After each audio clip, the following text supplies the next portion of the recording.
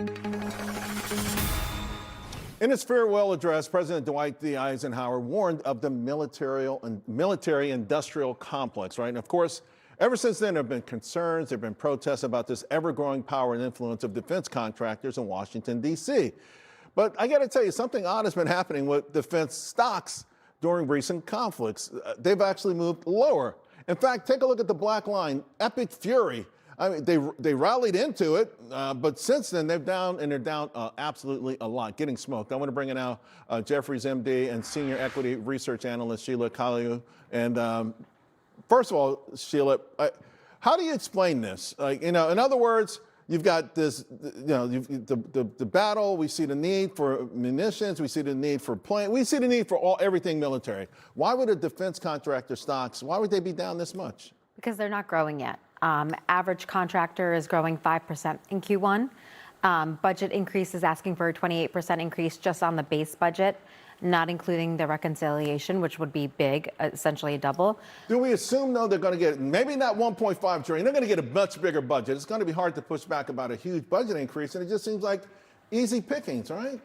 Well, it's easy pickings now that they're down 20% since Iran started. They got inflated from the start of the year, and now they're seeing a price move. And there's some winners and losers. We have a hold rating across the defense prime. Right. But if I had to pick one of them, it'd be Raytheon on its missiles platform, which accounts for about 20%. What about the drones? Last time you were on the show, you mentioned AVA. It's up a lot, and that was only a couple of weeks ago. We know they're going to be throwing a lot more money at these drones. Is it maybe because the nature of defense has changed, and it's not necessarily these large lumbering giants, but the real money has to be spent elsewhere? Yeah, it's all about dual source, scalable solutions. So lots more and lots more options. So that's why we're seeing the defense tech names, Firefly, York, Voyager, all these emerging, Kratos, Aero Environment, these names emerge out of the woodworks and take some share from the primes, but also everybody's growing in a growing budget.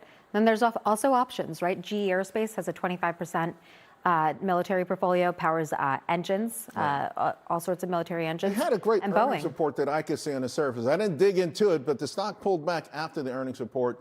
And Boeing seems to be getting some traction here. But again, not as much as you would imagine in this environment. I'm actually going to St. Louis next week to see their Boeing defense portfolio, which is going to be so exciting. But Boeing's on a roll. 737, they're at 42 a month, going to 47 in the summertime. 787's kicking, and free cash flow is actually ticking along because they're going up in rates, and defense had margins for the first time of 3%. I want to ask you about Airlines. Sure. All kinds of stuff going on. There's talk of bailing out Spirit. There's talk of mergers. United not making any sort of, not making any bones about it. They love to merge with American Airlines. American Airlines doesn't seem so keen on it. But why is there so much going on with the commercial airliners these days? There's always a lot going on with them. They're very volatile, given oil accounts for 30% of their costs. So as we've seen jet fuel increase, airlines are going to have a hard time making profits unless they increase airfare prices about 30% in order to go to where they were at the start of the year.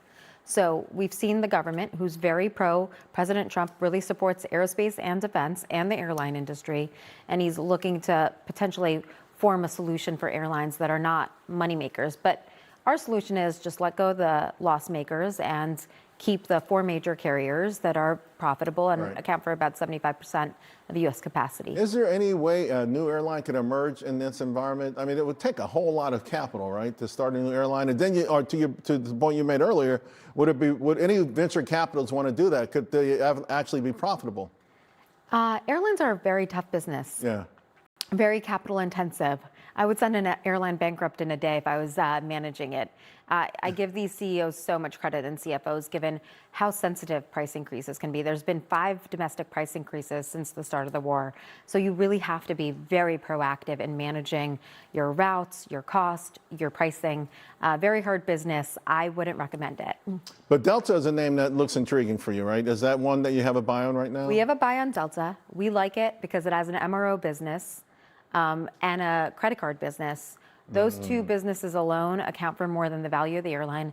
And before I started covering airlines, I didn't understand this whole premium shift. But now that I cover airlines, and I have for several years, it makes a world of difference. I no longer use an OTA or kayak.com. I go direct to Delta's and United website and I just book my flight. Doesn't matter what the airfare is because I know it's going to get me there and it's going to get me there mostly on time. Sheila, great stuff. Thanks. Thanks a lot. All right, folks.